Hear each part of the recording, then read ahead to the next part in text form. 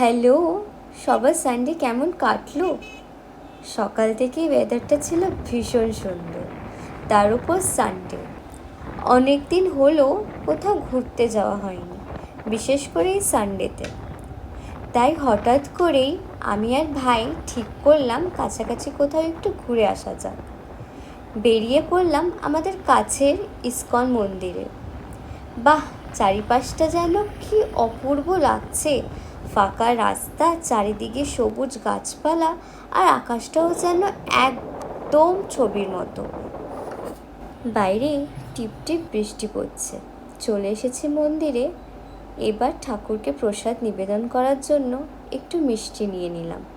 আজ মন্দিরে বেশ ভিড় ছিল ভক্তদের, তবু এত সুন্দরভাবে রাধা মাধবের দর্শন করতে পারবো সত্যি ভাবিনি।